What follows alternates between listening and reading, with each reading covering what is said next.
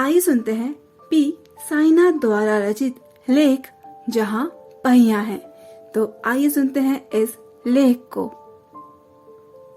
पुरुकोट्टई यानी कि तमिलनाडु। साइकिल चलाना एक सामाजिक आंदोलन है। कुछ अजीब बात है ना, लेकिन चौंकने की बात नहीं है। पुरुकोट्टई जिले की हजारों नवसाक्षर ग्रामीण महिलाओं के लिए ये सब आम बात है। अपने पिछड़ेपन पर लात मारने, अपना विरोध व्यक्त करने और उन जंजीरों को तोड़ने का जिनमें वे जकड़े हुए हैं, कोई ना कोई तरीका लोग निकाल ही लेते हैं।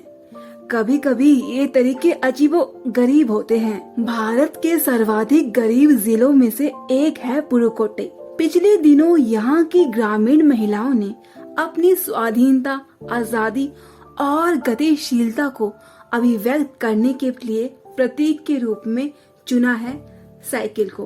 उनमें से अधिकांश नवसाक्षर थी। अगर 10 वर्ष से कम उम्र की लड़कियों को अलग कर दे तो इसका अर्थ यह होगा कि यहाँ ग्रामीण महिलाओं के 1/4 हिस्से ने साइकिल चलाना सीख लिया है और इन महिलाओं में से 70,000 से भी अधिक महिलाओं ने प्रदर्शन एवं प्रतियोगिता जैसे सार्वजनिक कार्यक्रमों में बड़े गर्व के साथ अपने नए कौशल का प्रदर्शन किया और अभी भी उनमें साइकिल चलाने की इच्छा जारी है। वहाँ इसके लिए कई प्रशिक्षण शिविर चल रहे हैं।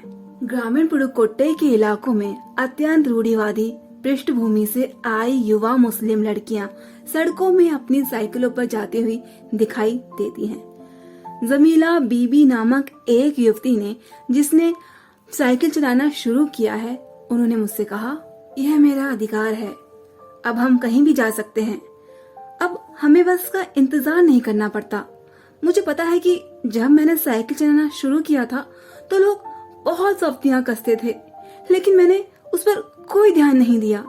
फातिमा एक माध्यमिक स्कूल में पढ़ाती हैं और उन्हें साइकिल चलाने का ऐसा चाव लगा कि हर शाम आधे घंटे के लिए किराए पर साइकिल लेती हैं। एक नई साइकिल खरीदने की उनकी हैसियत नहीं है। फातिमा ने बताया कि साइकिल चलाने में एक खास तरह की आजादी है। हमें किसी पर निर्भर नहीं रहना पड़ता। मैं कभी इसे नहीं छोड़ूंगी। जमीला, फातिमा और उनकी मित्र अफकन्नी, इन सबकी उम्र 20 वर्ष के आसपास है और इन्होंने अपने समुदायों की अनेक युवतियों को साइकिल चलाना सिखाया है। इन जिलों में साइकिल की धूम मची हुई है। इसके प्रशंसकों में है महिला खेतीहार, मजदूर, पत्थर खदानों में मजदूरी करने वाली औरतें और गांव में काम करने वाली नर्सें, बालगाड़ी और आंगनवाड़ी कार्यकर्ता, बेशकीमती पत्थरों को तराशने में लगी औरतें और स्कूल की अध्यापिकाएं भी इसमें जमकर इस्तेमाल कर रही है। ग्राम सेविकाओं और दोपहर का भोजन पहुंचाने वाली औरतें भी पीछे नहीं हैं। सबसे बड़ी संख्या उन लोगों की है जो अभी भी नवसाक्षर हुई हैं।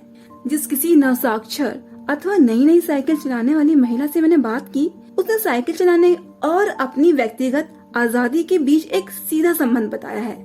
साइकिल आंदोलन की एक अगुआ का कहना है, मुख्य बात यह है कि इस आंदोलन ने महिलाओं को बहुत आत्मविश्वास प्रदान किया है।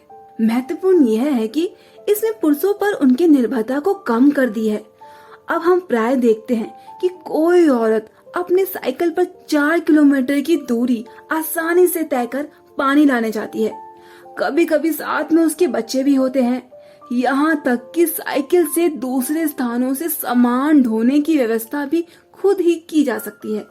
लेकिन यकीन मानिए, जब इन्होंने साइकिल चलाना शुरू किया तो इन पर लोगों ने जमकर प्रहार किया, जिसे इन्हें झेलना पड़ा।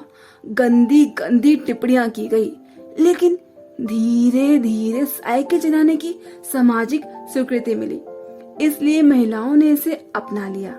साइकिल प्रशिक्षण शिविर देखना एक असाधारण अनुभव था। किला कुरुची गांव में सभी साइकिल सीखने वाली महिलाएं रविवार को इकट्ठा हो जाती हैं। साइकिल चलाने के आंदोलन के समर्थन में ऐसे आवेग देखकर कोई भी हैरान हुए बिना नहीं रह सकता। उन्हें इसे सीखना ही है। साइकिल ने उन्हें पुरुषों द्वारा थोपे हुए दायरों के अंदर रोजमर्रा की घिसी पिटी चर्चा से बाहर निकालने का रास्ता दिखाया है। ये नव साइकिल चालक गाने भी गाती हैं। उन गानों में साइकिल चलाने को प्रोत्साहन दिया गया है। इनमें से एक गाने की पंक्ति का भाव यह है, ओ बहिना आज सीखे एक साइकिल, घूमे समय के पहिए संग। जिन्हें साइकिल चलाने का प्रशिक्षण मिल चुका है, उनमें से बहुत संख्या में साइकिल सीख चुकी महिलाएं अभी अभी नई नई साइकिल सीखने वाली महिलाओं को भरपूर सहयोग देती हैं। उनमें यहाँ न केवल सीखने सिखाने की इच्छा दिखाई देती है, बल्कि उन्हें बीच यह उत्साह भी दिखाई देता है कि सभी महिलाओं को साइकिल चलाना सीखना चाहिए। 1992 में अंतर्राष्ट्रीय महिला दिवस के बाद अब यह जिला कभी भी पहले जैसा नहीं हो सकता। हैंडल पर झंडियां लगाए, घंटियां बजाते हुए साइकिल पर सवार 1500 महिलाओं ने पुरुकुट्टी में तूफान ला दिया। महिलाओं की साइकिल चलाने की इस तैयारी ने यहाँ रहने वालों को हक्का पक्का कर दिया। इस मामले पर पुरुषों की क्या राय थी? इसके पक्ष में आर साइकिल्स के मालिक को तो रहना ही था। इस अकेले डीलर के यहाँ लेडीज साइकिल की बिक्री में साल भर के अंदर काफी वृद्धि हुई है। माना जाता है कि इस आंकड़े को 2 कारण से कम करके आंका गया। पहली बात तो यह है कि ढेर सारी महिलाओं ने जो लेडीज साइकिल का इंतजार नहीं कर सकती थी, जेंट्स साइकिल खरीदने लगी। दूसरे, उस डीलर ने बड़ी सतर्कता के साथ यह जानकारी मुझे दी थी। उसे लगा कि मैं बिक्री कर विभाग का कोई आदमी हूँ। कुधीमी अन्नामलाई की चिलचिलाती धूप में एक अद्भुत दृश्य की तरह पत्थर के खदानों में दौड़ती भागती 22 वर्षीय मनोरमी को लोगों ने साइकिल सिखलाते देखा। उसने मुझे बताया, हमारा इलाका मुख्य शहर से कटा हुआ है। यहाँ जो साइकिल चलाना जानते हैं उनकी गतिशीलता बढ़ती जा रही है। साइकिल चलाने के बहुत निश्चित आर्थिक निहितार्थ हैं। इसमें आय में वृद्धि हुई है। यहाँ की कुछ महिलाएं अगल बगल के गांव में कृषि संबंधी अथवा अन्य उत्पाद बेच आती हैं। साइकिल की वजह से बसों के इंतजार में व्यय होने वाला उनका समय बच जाता है। खराब परिवहन व्यवस्था वाले स्थानों के लिए तो यह बहुत महत्वपूर्ण है। दूसरे, इससे इन्हें इतना समय मिल जाता है कि यह अपने सामान बेचने पर ज्यादा ध्यान केंद्रित कर पाती हैं। तीसरे, इससे ये और अधिक इलाकों में जा पाती हैं। अंतिम बात यह है कि अगर आप चाहें तो इससे आराम करने का काफी समय मिल सकता है। जिन छोटे उत्पादकों को बसों का इंतजार करना पड़ता था, बस स्टॉप तक पहुंचने के लिए पिता, भाई, पति और बेटों पर निर्भर रहना पड़ता था। वो अपना सामान बेचने के लिए कुछ गिने चुने गांव तक ही जा पाती हैं। कुछ को पैदल ही चलना पड़ता था। जिनके पास साइकिल नहीं है वो अब भी पैदल ही जाती हैं। फिर उन्हें बच्चों को देखभाल या फिर पीने का पानी लाने जैसे घरेलू कामों के लिए भी जल्दी ही भागकर घर पहुंचना पड़ता था। अब जिनके पास साइकिलें हैं वे सारा काम बिना दिक्कत के कर सकती हैं। इसका अर्थ यह हुआ कि अब आप किसी सुनसान रास्ते पर भी देख सकते हैं कि कोई युवा माँ साइकिल पर आगे अपने बच्चों को बैठाए पीछे कैरियर पर सामान लादे चली आ रही है। वह अपने साथ पानी से भरे 2-3 बर्तन लिए अपने घर या काम पर जाती देखी जा सकती है। अन्य पहलुओं से ज्यादा आर्थिक पहलू पर भी बल देना गलत है होगा। साइकिल प्रशिक्षण में महिलाओं के अंदर आत्मविश्वास की भावना पैदा हुई है। यह बहुत महत्वपूर्ण है। फातिमा का कहना है, बेशक यह मामला केवल आर्थिक तो नहीं है।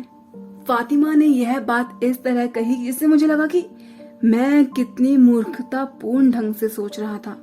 उसने आगे कहा, साइकिल चलाने में मेरी कौन सी कमाई होती है? मैं तो पैसे ही गंवाती हूँ। मेरे पास इतने पैसे नहीं हैं कि मैं साइकिल खरीद सकूं, लेकिन शाम को मैं किराए पर साइकिल लेती हूँ ताकि मैं आजादी और खुशहाली का अनुभव कर सकूं। पुरुकोटे पहुंचने से पहले मैंने इस विनम्र सवारी के बारे में कभी इस तरह सोचा ही नहीं था। मैंने कभी साइकिल को आजादी का प्रतीक नहीं समझता था। एक महिला ने बताया, लोगों के लिए यह समझना बहुत कठिन है कि ग्रामीण महिलाओं के लिए यह कितनी बड़ी चीज है। उनके लिए तो हवाई जहाज उड़ाने जैसी उपलब्धि है ये। लोग इस पर हंस सकते हैं, लेकिन केवल यहाँ की औरतें ही समझ सकती हैं कि उनके लिए ये कितना महत्वपूर्ण है। जो पुरुष इसका विरोध करते हैं वे जाएं टहलें, क्योंकि जब साइकिल चलाने की बात आती है तो वे महिलाओं की बराबरी कर ही नहीं सकते।